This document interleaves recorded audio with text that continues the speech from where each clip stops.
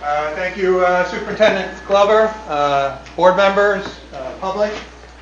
Welcome to our 26-27 tentative budget presentation. So tonight we'll go through our budget and where we are projecting for next year, the revenue and expenses that are going to make the budget work, and some of the challenges that we'll face.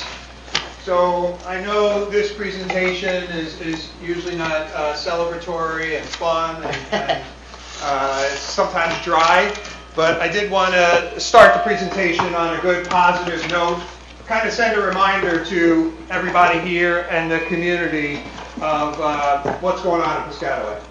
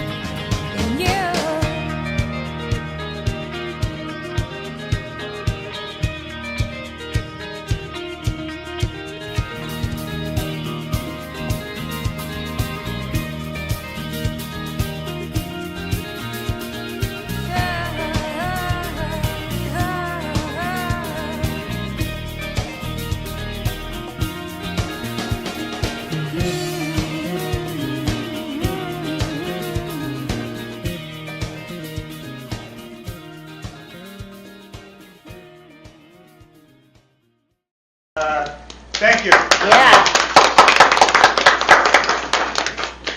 Again, the budget's dry and it's about numbers, but the video was helpful for me to keep perspective and remember the amazing things we have going on in the district and the great things we do here and the great focus of the board, our great teachers, our great administrators, and everything that's going on.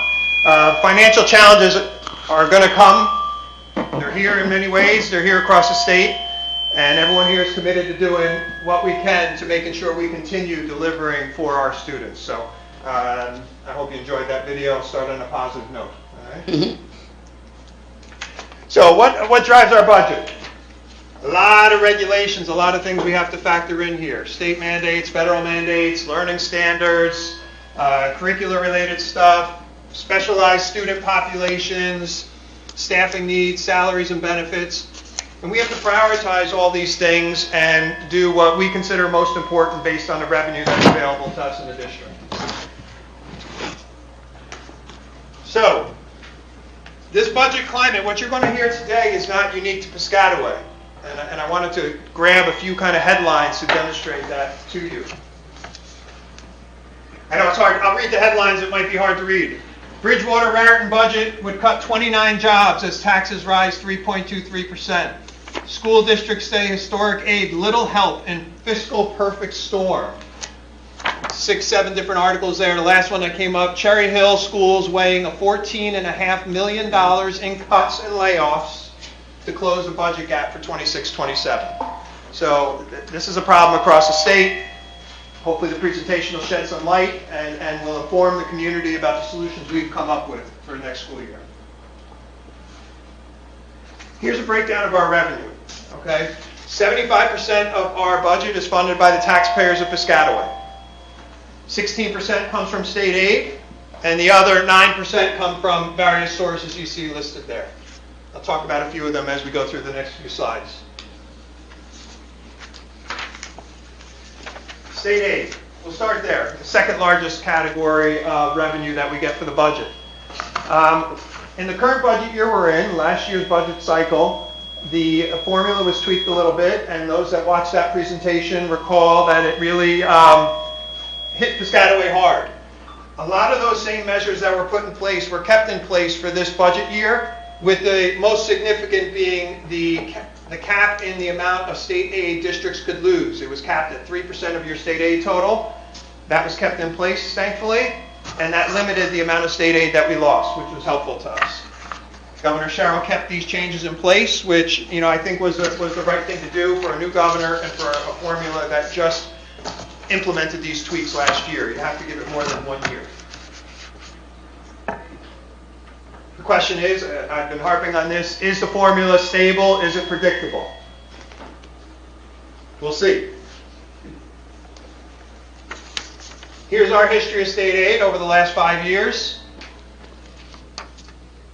We had a loss of $530,000, an increase of $4.8 million, and then back-to-back years of losses. The current year we're in, and next year, again, thankfully those losses were capped at 3%. We lost roughly $800,000 in each year.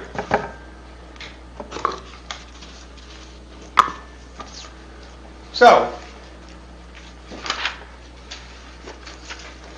uncapped SFRA aid. This column here is if the state just ran the formula, this is how much aid we should receive. And if you recall 2 slides ago, I talked about stability and unpredictability. Look at the swing in this number over a 2-year period. 26.6 million down to 13 million, back up to 23.5 million. That's not very stable. Okay? 2 years ago, the state said we were fully funded. Last year, they said we were overfunded by $12.7 million. Now we're only overfunded by $1.5 million. Again, those types of swings, is that stability? Not to me.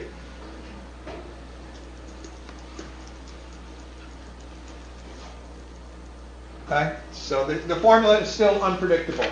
Makes it hard when we're budgeting for a year to year and to plan 2 to 3 years in advance. State aid is factored based on enrollment, the characteristics of your enrollment in terms of the students that you're serving, property valuations, and district income. So our total enrollment had been stable the past 5 years, but our projections show that that enrollment will start to decrease. What we're seeing now in the current year we're in, the seniors who graduated last year were over 500 students. Let's call it about 515. The kindergarten class is 435. That's an 80-student swing.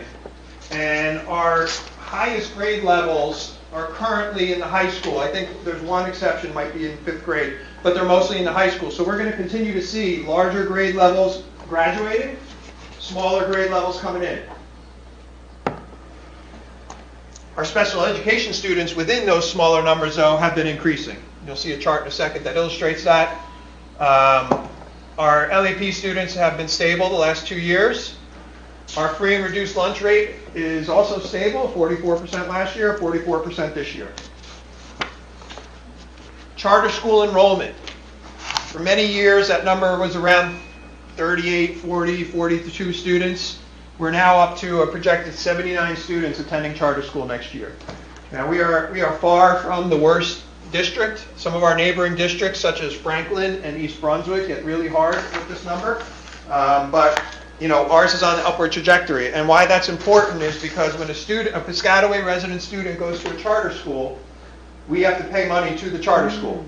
It comes out of our budget.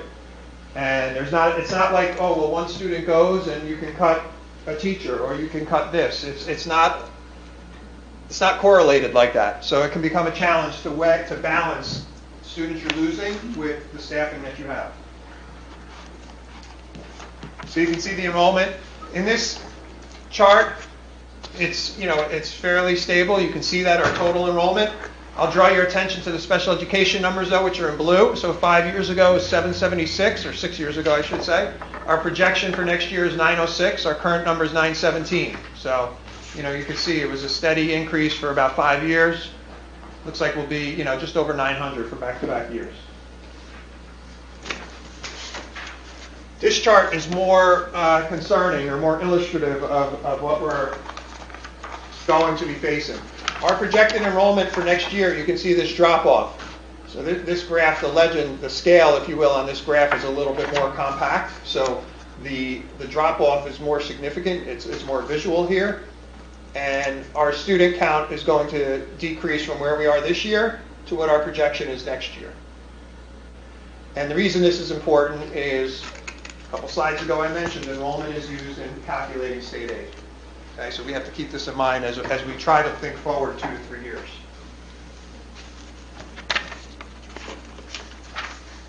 A couple terms you'll hear come up in the next couple slides. The adequacy budget, that's basically the state's formula. They calculate how much they think we should be spending on educating children adequately in Piscataway.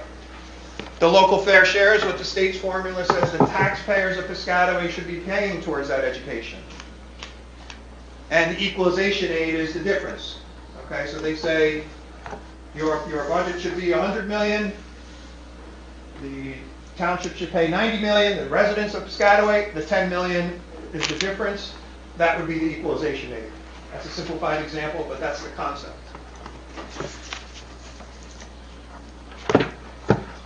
One of the factors in the equalization aid formula, this is kind of a catch-22 here. If you're a homeowner in Piscataway, you're doing great, according to the numbers anyway. And if your income is doing great. Piscataway is the 5th highest median household income in the entire county. So this particular table is sorted by median household income. Piscataway is 5th in the county.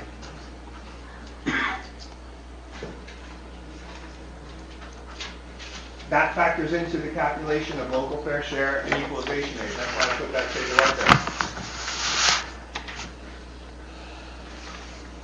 So, in my example, I talked about adequacy budget. That's the amount the state calculates is how much we should be spending on the education of our children. $156 million for next year. According to the state's calculation, taxpayers of Piscataway should be contributing $146 million towards that. Oof. Which would mean we'd get just under $10 million in aid. Okay? And we're getting a little bit over the $10 million. So they're currently overfunding us in this equalization aid. But key thing to note is, you'll see when we get to the proposed tax levy revenue for next year, we are going to be $28 million below, even after we do the tax increase that we're proposing for next year. Okay? Even after you factor that in, we will be $28 million below what the state of New Jersey says the residents of Piscataway should be paying. It's not David Oliveira saying it. It's not Superintendent Glover saying it. It's not the board members. It's the state of New Jersey's own formula that they use to calculate what our budget should be and how much the residents of Piscataway should be paying towards it.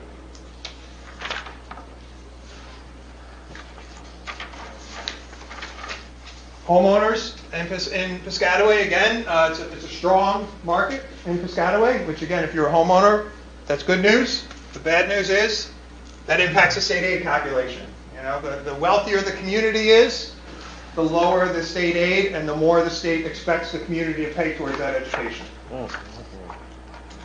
Ratables went up in Piscataway. We're up to $12.5 billion. Here's probably one of the key numbers folks are interested in. The average assessed home in Piscataway went up from $520,317 to $567,318. That's the average assessed home. It's the 6th highest in Middlesex County.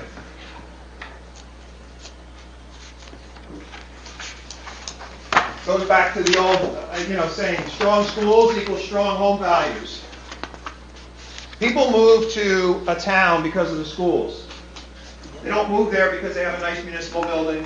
They don't move there because, they got a lot of Dunkin' Donuts. They move there for the schools.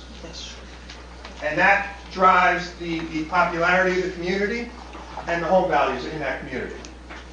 So the 6th highest average assessed home value in Piscataway, that's saying something positive about the schools that we have offered here for our students. Again, here's that list if you're interested. Property value.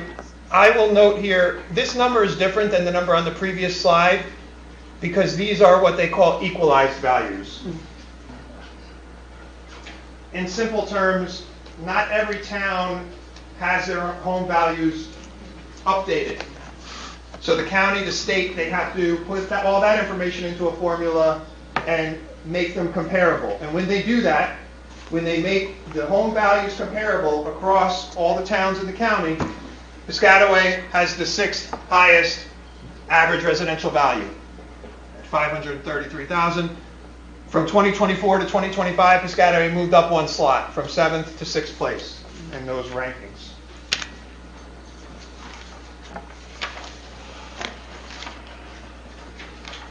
So, the tax levy. Tax levy is what the homeowners of Piscataway contribute towards the education of students in Piscataway. It's the primary source of the budget funding. It accounts for 75% in our budget. There are rules and limitations set in the tax levy. The base tax levy can only go up 2% per year. There are some exceptions, though. When healthcare costs are above a certain threshold, if you have enrollment, large spikes in enrollment or large dips, and if you're going to use what's called bank cap, which we'll get to. There was a healthcare cost waiver available this year, and that's because the state of New Jersey's School Employees Health Benefit Plan increased 31.9%, so there was a healthcare cost waiver available. And the district went into this budget cycle with bank cap available, $266,371. I'll talk about bank cap in its own slide. We're allowed to go above the 2% tax levy increase for the healthcare cost waiver. So if our healthcare costs are higher than 2%, and the states are also higher, we have this waiver available to us. As I said, the state plan went up 31.9% back on January 1st.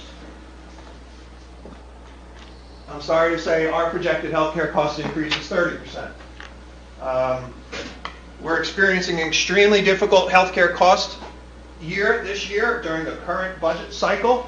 Those on the fiscal committee are aware. I've kept them abreast of how far over budget we are. It's been a significant challenge this year, and we will be limping to the finish line on June 30th. Mm-hmm. That obviously impacts what the brokers project for us for next year. So a significant increase to 30%. So, based on the formula that's in the budget software, our healthcare cost waiver, the amount that we could go over the 2% tax levy, is $7 million. Okay? That's the maximum for the healthcare cost waiver this year. Bank cap, I mentioned that earlier. When a district doesn't use all of their, when they don't raise taxes to the highest amount possible in a given year, they're able to save that money. They're able to bank it on the side and save it for a future year. And that's what they call bank cap. So the $266,371 I mentioned earlier, 2 years ago, the board only raised taxes on the residents of Piscataway by 1%. They could have gone higher, but they didn't.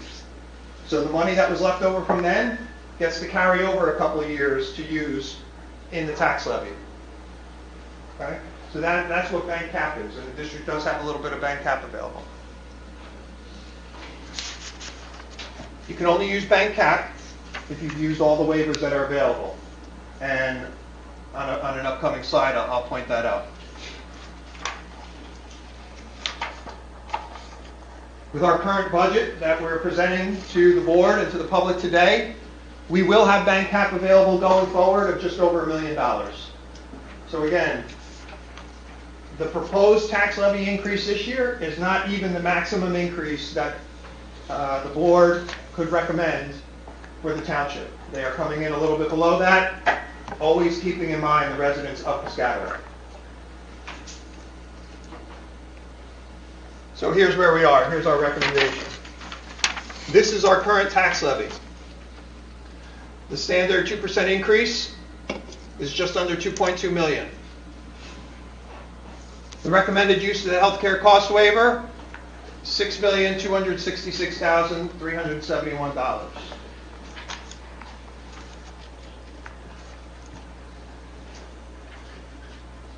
We had considered using the healthcare cost waiver of $6 million. The reason why it's, if you're keeping track of the numbers, it's another $266,371 because that's the amount of our bank cap, which we were going to use, but we can't use because we have not used all our healthcare cost waiver. It's just which bucket they let you pick the money out of, is all that is. Okay? So instead of using bank cap, we're using the healthcare cost waiver, and we're not even using all of it. So our proposed tax levy, it's a big percentage increase, there's no doubt about it. Nobody takes it lightly. $118,276,096. I'm going to bring back a number from another slide, from a previous slide. Again, the local fair share is $146 million. So even after this increase, I said it earlier, we're $28 million below where the state said we should be for the residents of Piscataway to be contributing to the education of the children. I also mentioned this earlier. We are not even going to the full amount allowed by the law. We're leaving $1 million on the table because we are balancing the needs of the district versus the taxpayers of Piscataway. That money could be spent. Okay, there's a lot of great programs, a lot of great things that we could continue to do and grow and expand, but it's a balance between the residents and trying to be as efficient as possible. David, if I could just make one comment, clarification. You mentioned 75% tax levy. That's 75% of our budget, because often the residents are seeing a pie chart where 51% goes to the schools. But that's from the total taxes collected between the municipality, us, and for all the others. So 75% for here, 118 is 75% of our total budget. Right. Correct. So just again, some perspective. On a year-to-year basis, any tax increase is difficult to handle. Okay? No doubt about it. My job is to present the facts and the information and try and take a longer-term view, a perspective on what we're doing here in the district. I've had the good graces to work here for quite a few years now with all these board members. Over a 10-year period, the last 10 years from 27-18 to our proposal for next year, the average tax increase, including, this factors in the 7.7% we're proposing for next year, is 2.5%. Okay? So over a 10-year period, the average is 2.5%. Only 3 out of the last 10 years have we been over the average. This orange line is the average. Unfortunately, it's been the year we're in now and the proposal for next year. So it hurts now. We get it. Mm-hmm. We get it. But all these other years, we were well below.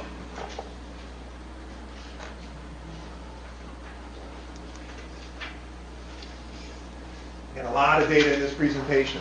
That's why I started with the good stuff. I know it's already been dragged down. This is just a chart of, again, the average tax levy increase versus some comparative factors. The orange line is inflation. Okay. The blue line is our contractually agreed salary increase. And you can see the yellow line is our total tax levy, and you can see many years the tax levy, the yellow line, is below both the rate of inflation and our contractually agreed percentage salary increase. So we've been efficient for many years. Unfortunately, some years you're on the higher side of that equation.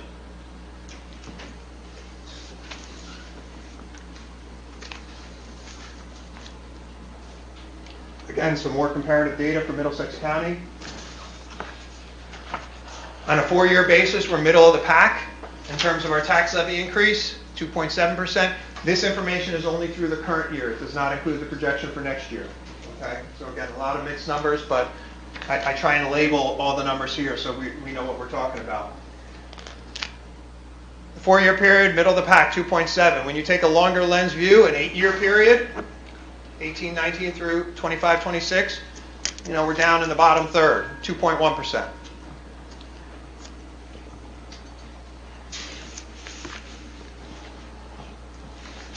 And here's a good one too. This is a multi-year comparison of the state's calculation of the local fair share, how much the state says the residents should be contributing towards the education of our students.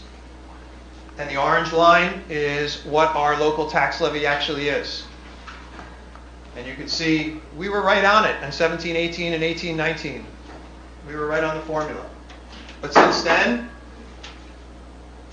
our residents' expected contribution has gone up, but the local tax levy has been a much more gradual increase. And for next year, here's that number again, $28 million gap between the local fair share and the tax levy.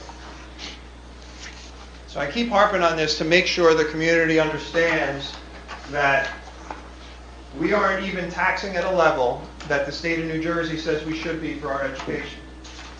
So, yes, last year's budget cycle certainly was, there was a tax increase above the average. And this year the recommendation is for one as well. The longer term view, we're below. According to the state of New Jersey, we're below. So that is a model of efficiency when you have a longer lens than a 1 or a 2-year budget cycle. And David, is it true that the two major factors used to calculate the local share are the property valuations and the district income? That's correct.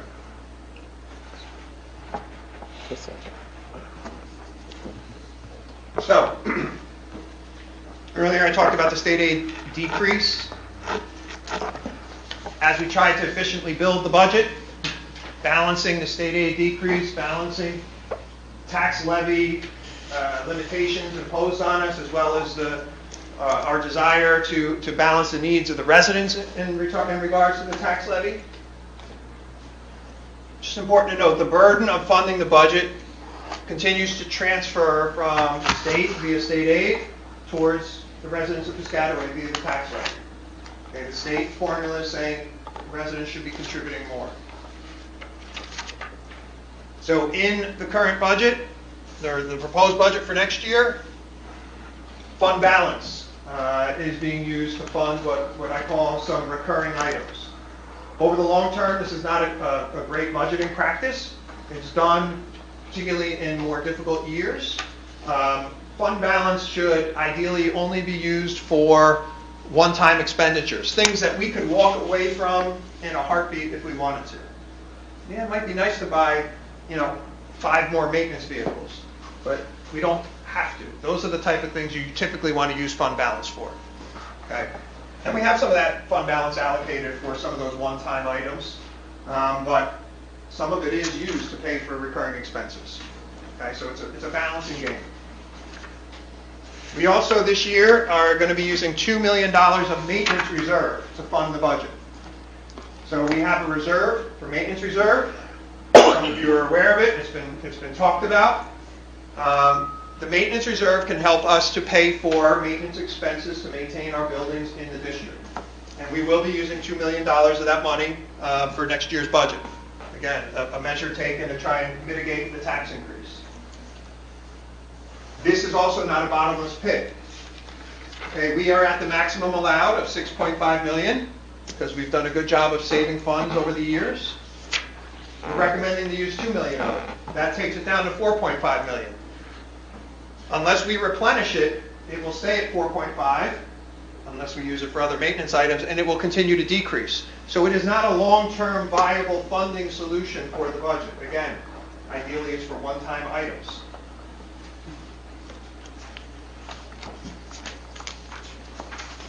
So, in summary, recommended tax levy increase is 7.7%, but our average over the last 10 years has been 2.5%. State aid continues to be unpredictable. Okay? The swings we talked about earlier in the slide. There is a lot of talk in the state. Many of us in Piscataway are involved at the state level. Myself, Connors, Stoma. There's a lot of conversations with the governor and some key senators about revisiting the formula and taking a look at it because of that unpredictability. So it would not surprise me if it was examined this year and possible recommendations for changes.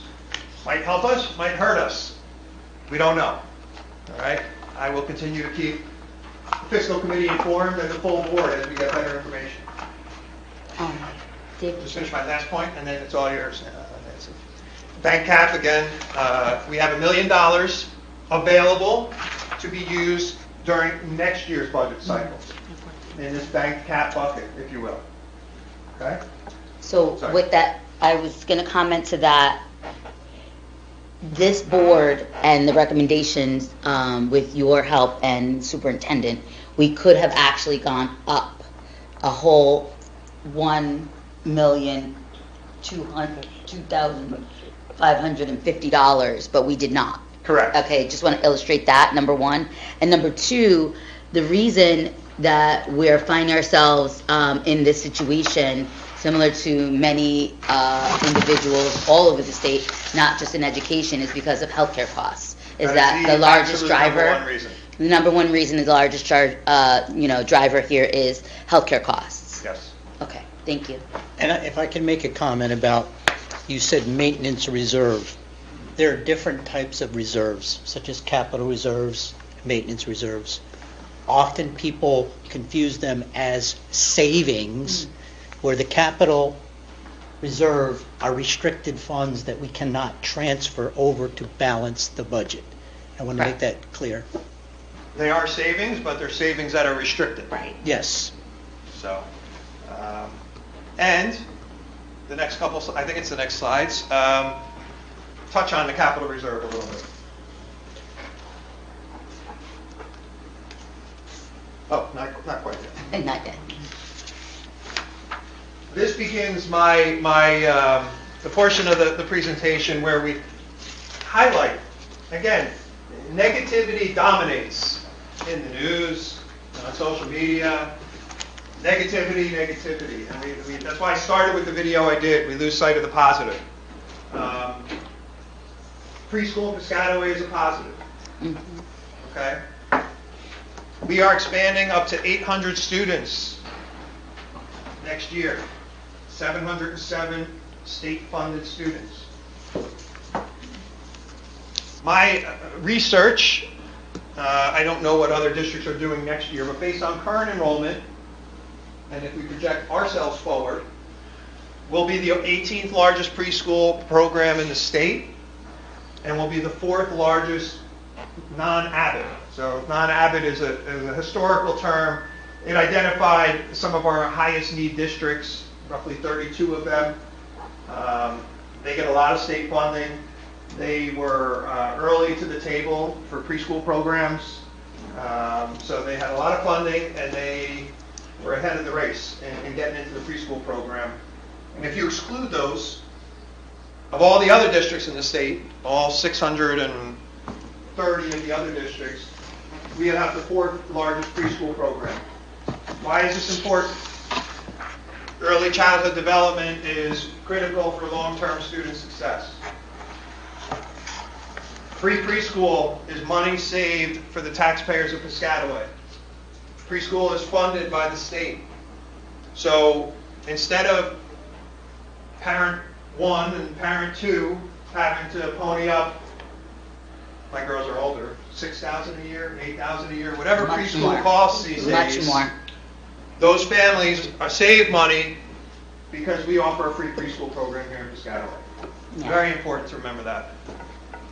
I want to make one comment about innovative way in which we have gotten facilities in Piscataway over the years for preschool.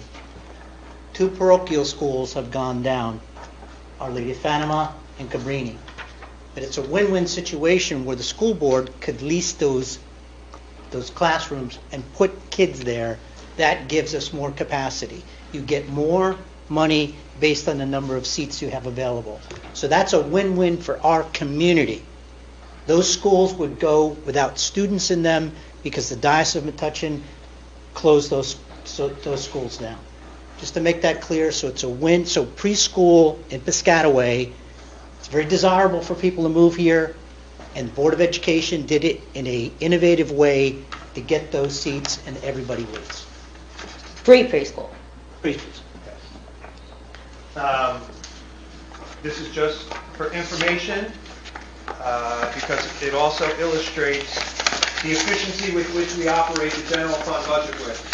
The tax levy increase I talked about earlier. The free preschool seats are only free to the Piscataway Board of Education for our regular education students. The funding formula says that each town must pay to educate their special education children for preschool. And it's just worth noting that those costs 5 years ago were $925,000. They're $2.275 million now. So they went up $1.35 million in 5 years. That money, we didn't come with an extra question or looking. We built that into our budget. Okay, that was part of the 2.5% tax levy. Okay. Same with the transportation related to preschool. For many years, up until this year, transportation costs had to be paid by the district's budget, not by the preschool money. That's another $825,000. So you're talking about over $2 million over the last 5 years that is in our budget and is being funded by, tax levy and state aid, all within that 2.5% that the residents have experienced these last 10 years. Again, important to remember that.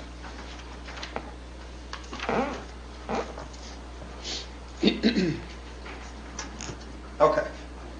So what else has been, through efficiencies, through great management of administrators and our staff in the district, what else has kind of been in that budget over the last 8 years of significance? That is, nobody came looking for extra money or asked extra questions. It was within the 2.5% of the annual tax levy increase.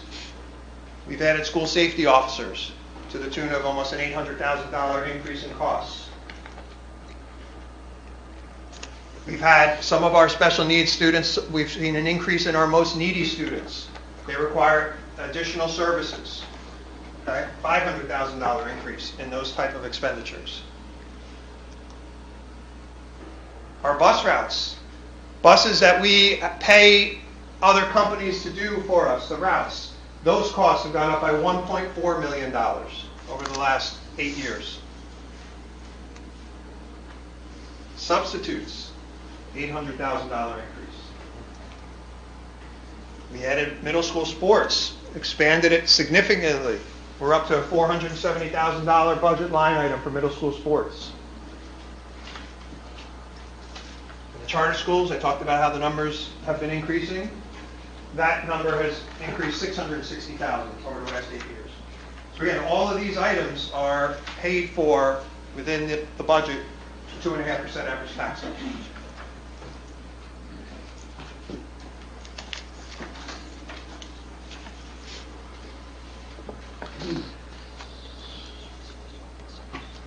This table, again, Middlesex County, 23 towns.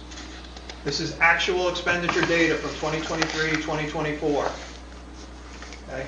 We rank 20th out of 23 districts in the county in what we spend per student. The average is $18,298 per student in Middlesex County.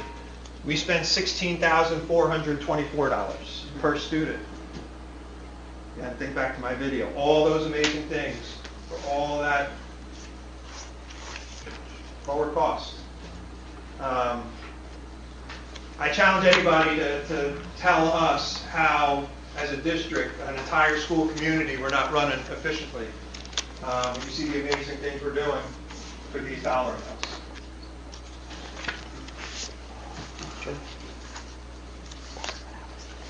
If we wanted to bring our spend from $16,424 to $18,298 per student, is that $1,800 increase, $1,870 increase? Mm-hmm. We would need $13.8 million more revenue. Wow. Just to get to the average in Middlesex County. Okay? I don't think the state's going to give it to us. If we want to get there, it's going to be a gradual increase in the tax levy. Just to get to the average.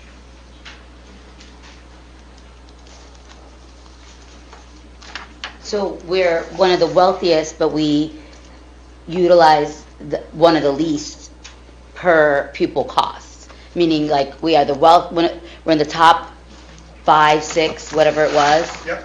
And then we are also, though, down along the most efficient in use of dollars per student in the county. Correct? Yep. Just illustrating the dichotomy there.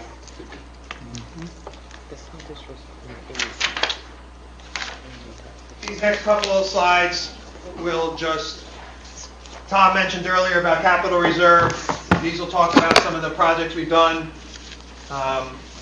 We've done $33 million in projects the last 10 years. We have $11 million that should be completed this year.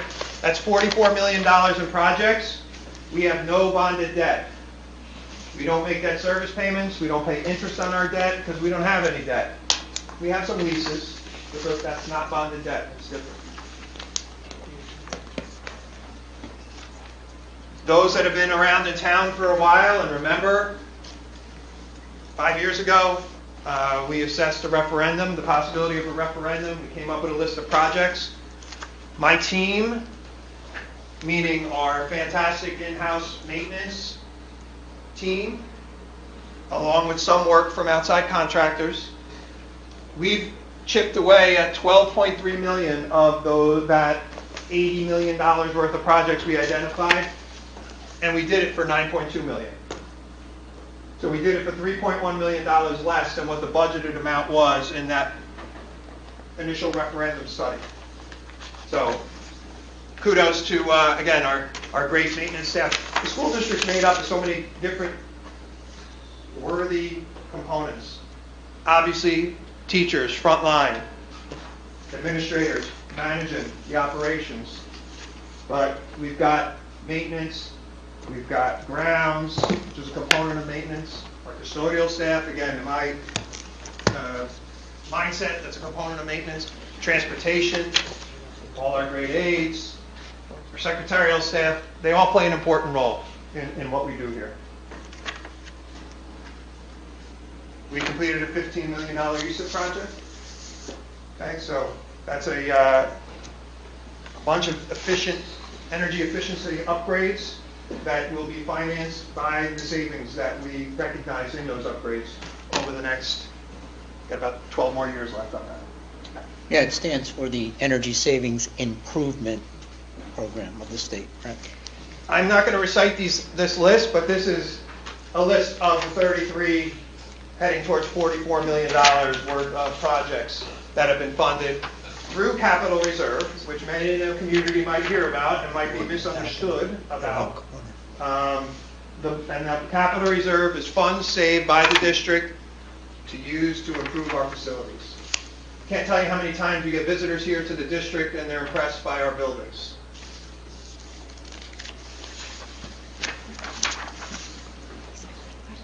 These are some of the current year projects we're doing.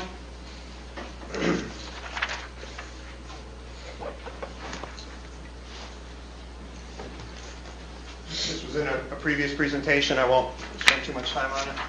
Again, just summary information about capital reserve and maintenance reserve. Because again, board members here in the community, they ask me, we talk about it all the time. Okay? We have no bonded debt. Our facility upgrades and improvements are reliant upon the capital reserve and the maintenance reserve to maintain those buildings. Our capital reserve is currently about $15 million. It's restricted to building additions, renovations, and upgrades. Let me repeat. It's restricted to building additions, renovations, and upgrades. So we have some projects in the pipeline. Soon enough, that $15 million will be spent. It's not, again, a never-ending well of money, but we're keeping our facilities in the best possible shape. Maintenance reserve, again, I talked about that. That is restricted to required maintenance of school facilities. We had $6.5 million, subject to withdrawal that we're recommending for next year of $2 million. Okay? And that $2 million must be spent on the maintenance of our buildings and the specific account codes that relates to. If we take out $2 million in the budget and we only spend $1.8 million on maintenance of our buildings, that $200,000 has to go back into maintenance reserve. We can't use it to give the taxpayers an extra break. That's not how it works. Okay, I'll just show this pie chart and then the superintendent's going to take over for a few slides. This is a distribution of our expenditures for next year. The largest slice of the pie, no surprise to anybody, are our salaries for all our staff. Again, I've said this before, I think back in February, we are a people-driven business. Mm-hmm. We interact with students, we educate students. It's man power, man, woman power, people power. Sorry, people power. There you go. Word, right? The next biggest piece, 24.6% is benefits. Okay, benefits. You combine those two together, you're at 76.1% of our budget. Salaries and benefits, and you can see all those other categories there. Okay? Superintendent Glover is going to take over for a few slides and talk you through some of our expenditures. Thank you, sir.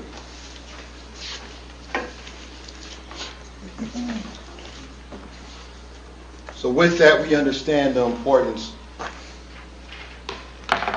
of growing your district. Your district grows by continuing to have innovative initiatives. Now, despite what has been presented thus far, we still understand that the residents, students, the staff, the families want to continue to have a well-rounded, excellent education. And that's what our role is as leaders in this district. So I want to spend time on talking about what our plans are, even though we are talking about having to make some fiscal adjustments where we are reducing some areas. The science of reading. We talk about making sure our students are prepared for 2030 and beyond. There are some initiatives that were put in place two years ago, took full steam this year.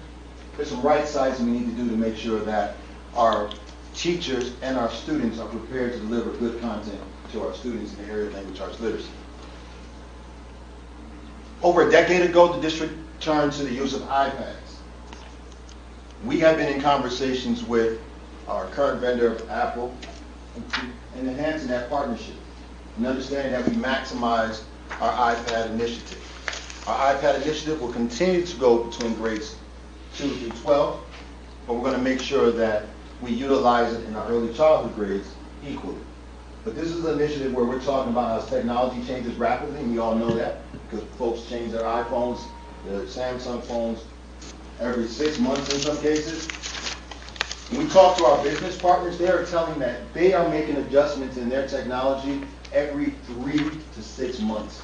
No. 3 to 6 months. That means the iPad that we buy today, we have to get its maximum use out of it because we understand that the technology behind that is already changing by the time we finally receive it in our class. But we want our students to be prepared for post-secondary college and career. One of the things that I assessed relatively quickly when I came in here is our human resources and our physical resources getting to those students who are in most need. And need could be our gifted and talented students, and it could be those students who are struggling a little bit. It could be our newcomers to our community who are arriving from another country. So we're going to assess how our tutorial services have been delivered to make sure that it's getting to our students quicker and more efficiently. We all have heard the term artificial intelligence. Artificial intelligence is more than just ChatGPT. It's more than Copilot, Claude, and all the other terms that people think. It's not about just creating papers for our students to go and copy and cheat. Artificial intelligence, when done correctly, can actually revolutionize the way the district works. It can revolutionize the way we look at our purchasing problem, the way we also provide professional development and create learning plans for our students. The biggest area that I want to make sure we look at is how do we create individual learning plans for all students so that every pathway that a child has takes them to that ultimate goal of graduating college and career ready. Our in-house curriculum design, we don't pay for other folks to develop the curriculum in our district. We professionally develop our teachers and we allow our teachers to develop.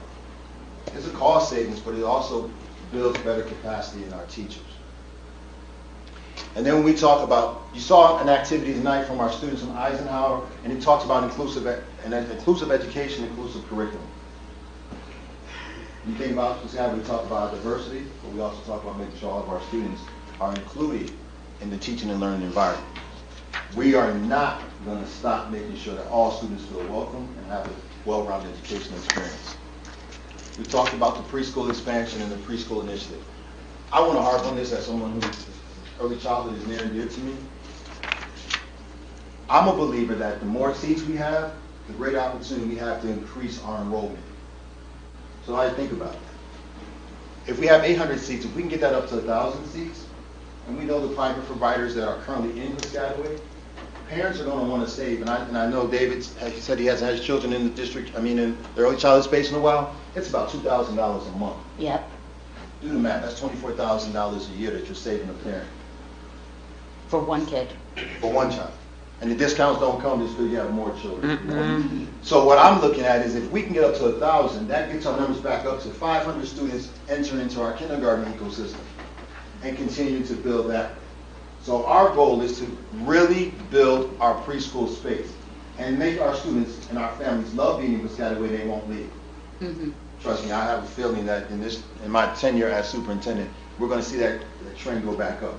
I can't control the housing market, but I can control what the schools look like. And I can tell you with our neighboring districts in those towns in Bergen County, parents will pay taxes if they have great schools. You don't believe me, just check out what they pay in Bergen County for taxes. I don't want to read each slide, but I just want to harp that our preschool budget and our initiative is essential to making sure we grow our students, grow our enrollment too.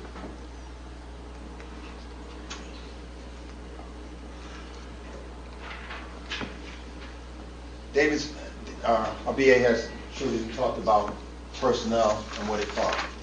75 to 76% of every district's budget, in some cases it could be a little more, is all wrapped around personnel. And we understand. We don't shy away from that. But I want to harp on what that means. That means us going back to our strategic goals of recruitment, retention, and professional development teachers that want to come and work here. I've had the pleasure of learning that a significant number of our educators started off in Piscataway or have chosen to stay here. And trust me, they could probably leave and get a little more money in other districts. Our professional educators want to be here. And it behooves us to try to compensate them as best we can. If you want the best, you got to pay for the best. And that's what we're trying to do. We're not the, I'm not going to lie, sitting here and I'm saying this in front of our union president, may come back and bite me sometime. We don't pay the highest salaries, but we try to be fair, and we also try to make sure our teachers are happy here. Our staff members are happy here. And that's why they come to work here. We talked about healthcare costs. I don't have to necessarily go through that again, but it's a significant cost. And I think all of us understand that no matter where we work, we want good healthcare benefits. Bless you. Good healthcare benefits allows us to feel comfortable in taking our children, our family members to the doctor. And we understand the variable costs in that. I'm a big believer artificial intelligence and other technologies can allow us to be more efficient. That's part of the space where we hope over the next few years we can see some savings, but that also means training people up. And that takes time. Some folks adapt a lot quicker to technology and change. However, we want to make sure we do it the right way, but we want to be more efficient. We're trying to be more efficient in transportation. David didn't mention this, but I want our Piscataway families to be reminded that we pay for transportation. Transportation is an option just not for every student in our district. Some minor costs, but you think about what it costs to feel safe that your child is on a bus getting back and forth on a regular basis. Staff additions. Well, I know there's language going out there about what we may cut. I wanted to just show that we're still trying to grow. Our ESL students deserve to be given the same accommodations and outcomes as any other student. We're currently operating under a waiver. Let me say that again. We're currently operating under a waiver by the New Jersey Department of Education. We actually should be funding much more in building. We don't have the space. So the fact that we're trying to bring our students, make them feel comfortable, and educate them the same way as we educate any other student speaks volumes that we've been able to do things under a waiver, but we need to add more. Special education teachers are folks who are well-rounded, just like all of our teachers, but they're well-rounded with another trait. But it's so hard in this environment right now to find special education teachers, special education certified teachers. We have to add more. David mentioned about the related service costs that go with educating our students. Some of our students may have a little more challenges, a little more need. Occupational therapists, speech therapists, speech pathologists are a part of that increase in our portfolio.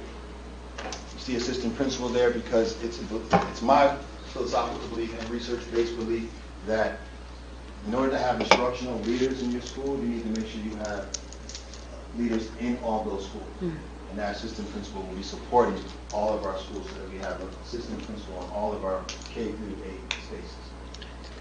Pre-K, pre-K. Spaces. With the preschool edition, we're talking about 15 full-time employees. 15. 10 pre-K teachers, 1 administrator, 4 support positions. Yes, Madam President. With the preschool expansion, those funds are coming from a separate pot of money, correct? Than the general fund? Preschool funding is, yes, a Fund 20. It comes from federal aid. However, when it comes to special education in preschool, we have to fund that. Correct. So this is the part where folks say, okay, well, we're doing this. There's some adjustments. Our goal is to not have these adjustments impact the class size, impact the teaching and learning environment. And thus far, and we've been working on this even prior to my arrival in November, but since November, we've been looking at where can we be more efficient and still not impact class size, the teaching staff, and I do not want our teachers to feel like they have to run away from our district.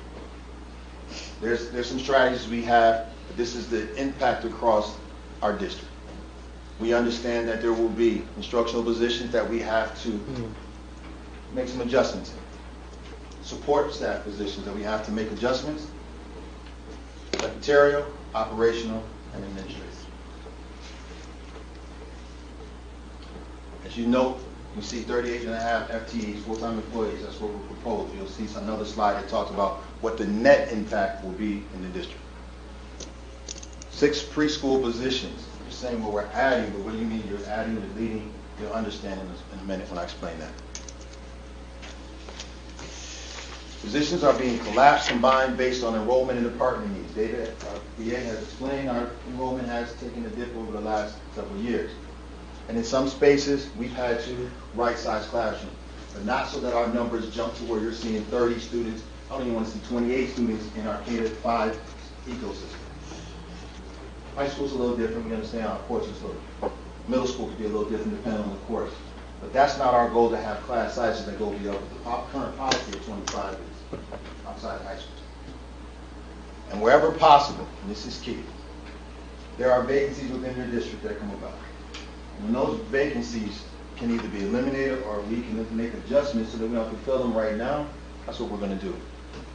That's how we plan on reducing. I don't want to see people lose their jobs. I don't want to see the impact in our class sizes and on our staff. Right. And I also understand it's an impact on our community. So we're balancing both sides. Being very transparent to the community, our goal is for a parent not to feel the impact, a student not to feel the impact of saying, hey, I noticed that this teacher was missing. That's not what we're trying to do. The net reduction of staff members will be 23 positions. If I can go back real quick. Additions that are essential. Reductions in order to balance the budget.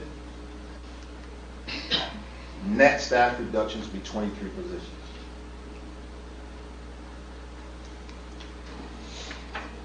Other expenditure reductions. We didn't just look at staff, we looked at other spaces. I made the decision in talking with my team about what's the effectiveness of some of our programs. The parents, you can hear me say that the superintendent came in and said that if it doesn't show impact, and if we cannot justify it in the work over several years, I look at cohort analysis, anywhere from 3 to 5 years, then why are we doing it? The Jump Ahead summer program this year will be eliminated. It's going to be replaced with other things that will be supported by Community Education Foundation, but that Jump Ahead program we are eliminating. I'm sure that there will be parents who want to have a conversation with me about these two sports. There will be elimination of field hockey and gymnastics. Listen, I'm a big believer in extracurricular activities. I'm an athlete at heart. However, combined, those programs have approximately 20 student athletes combined between middle school and high school. Combined, the cost was pretty significant. I would love to bring them back. However, at this point in time, those are two, and the only two sports programs that we are eliminating. Going back to that slide that David presented a while back ago, when you think about the sports programs that are being cut by other districts, just to eliminate two that had a participation that was declining and less than approximately 20 student athletes, we can understand why that may have to be eliminated this time. Assistant coach reductions.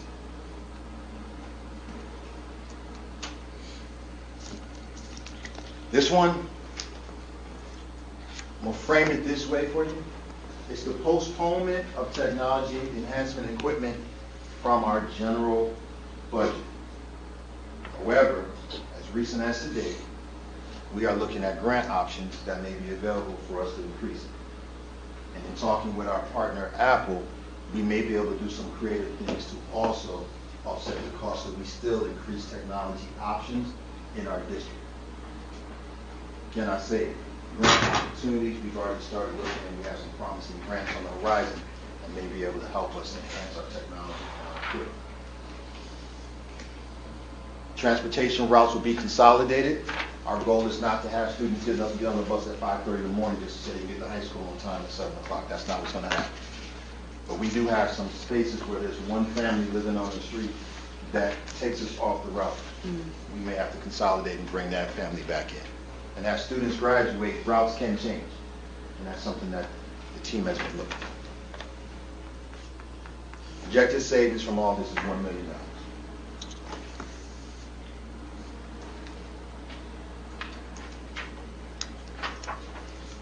Other operating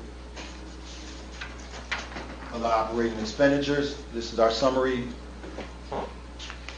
I want to just make inference to this last slide here.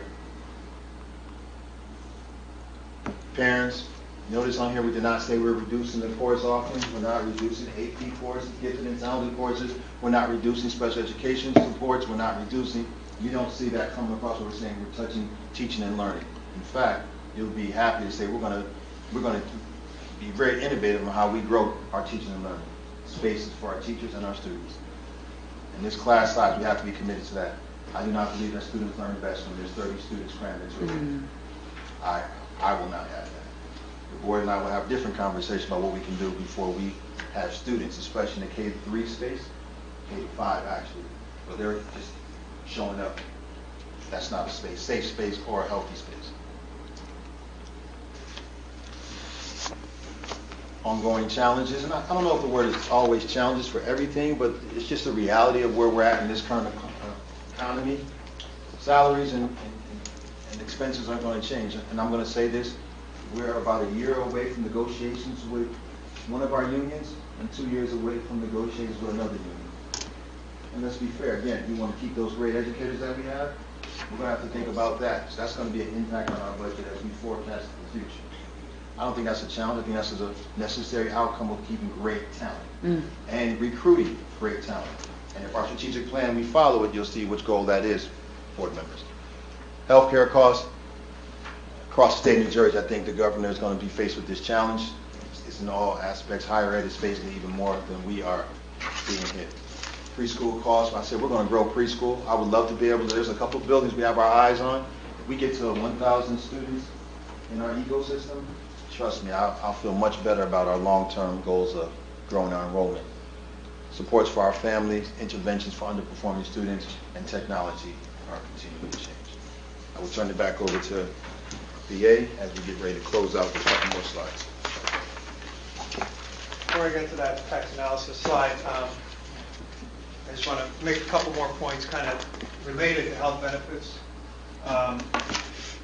This is the most challenging health benefit cost year in my career. It's having a significant impact on the current budget, and I think you see the evidence here of the impact on next year's budget. I pray at night that next year's a better day. Actually, better year, I should say, more than just a day. Because that will continue to have an impact on our budget development and our allocation of revenue. And I talked about how preschool is funded with state funding for our regular education students. Dr. Connors brought up, we have a couple of rented buildings.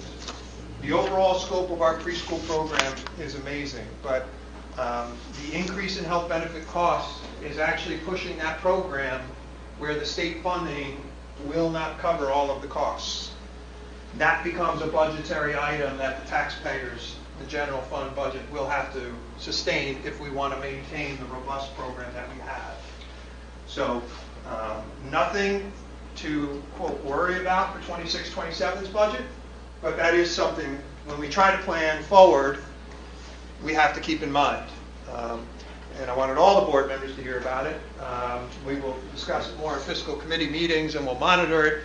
But that is a trickle-down effect of the health benefit costs. It impacts our overall budget, and it's so pervasive that it will start moving into our preschool budget.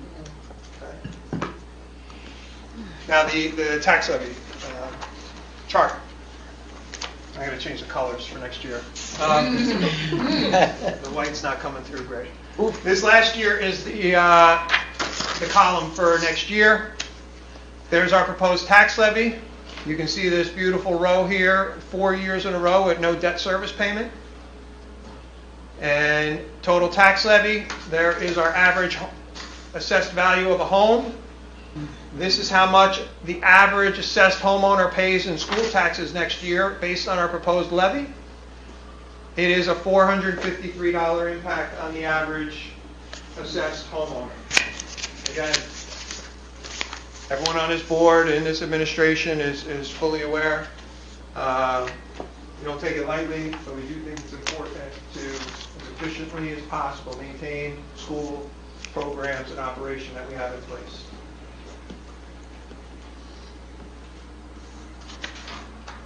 I want to go back to one more thing because I was remiss in saying this.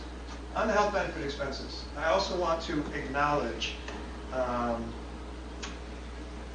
the board support, administration support, and the support of our two unions.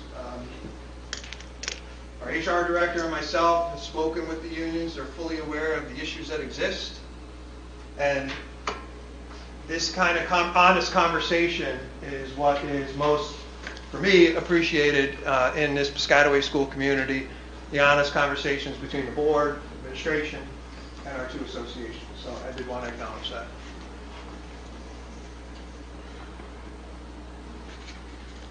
$453 is a big number for 1 year, no doubt.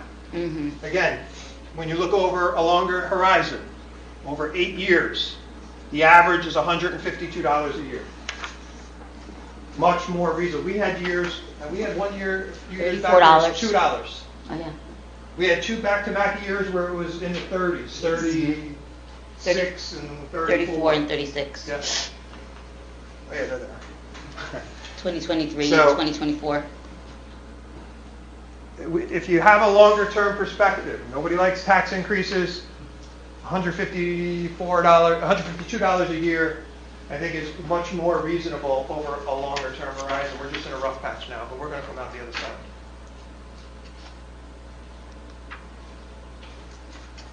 Okay, last bit, calendar. The board is super focused on transparency. We had 2 of our board members give a presentation on it last week. Yes. Okay. We have been. We did a presentation with a lot of these slides a month ago. Okay. But even before that, when I came to Piscataway 11 years ago, and they told me we were going to have a committee meeting for finance with Dr. Connors, and they told me they invite the public to it. I'm like, what? What is that? We're one of the unique districts in the state that has the public involved in committee meetings of the Board of Education. Okay? The budget is reviewed in fiscal committee meetings.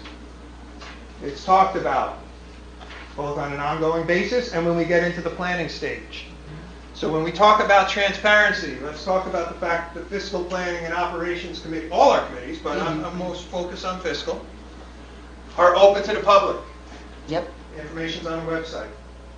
There's been discussions about the budget for several months in that committee. Correct. Okay? And these slides have been online since February 12th. Oh, no, February 13th, 2026. The day after the board meeting. Here we have right here, February 12th. And this is somewhat new for us because until last year, we had a pretty good run with the budget. Yeah. Okay? Last year, not so great. And again this year. But this year we said, you know what? Okay, last year wasn't just an anomaly, unfortunately. We upped our game. So on February 12th, we did a budget preview presentation. As board president pointed out, that was posted on the website the day after the meeting. February 13th, 2026. Here we are tonight, going through the tentative budget. This presentation will be posted on the website tomorrow. 26. Okay?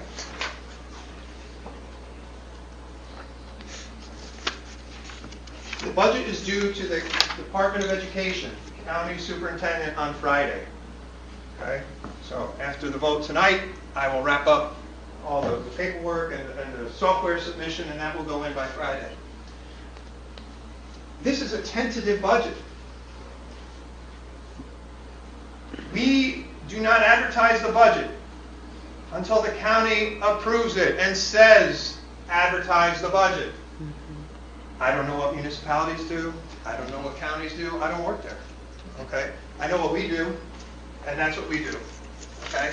After the county superintendent approves our budget, we generate what they call the advertised budget. It will be advertised in our newspaper of record, the Home News Tribune. Guess what? It has been for the last, I'll talk about the 11 years I've been here. It has been advertised prior to the final budget vote every single year in the newspaper. Okay? This year we will also post it on our website. Okay? I expect the county will approve it and submit it by Friday. within 2 weeks would be my guess. There are statutory guidelines on the minimum amount of days you must advertise the budget prior to the budget vote. We're always in compliance with that. Usually we're ahead of that deadline. The public hearing, and this is the actual budget vote. So when people talk about, oh, you didn't present information prior to the vote tonight is to give the tentative budget to the county for the county to say it's okay for us to advertise it. Then we have what's called a public hearing. Public can come and speak about the budget. We have public comment tonight. Members of the public wish to speak. At the public hearing on April 30th, members of the public can speak. That is when the final budget vote occurs.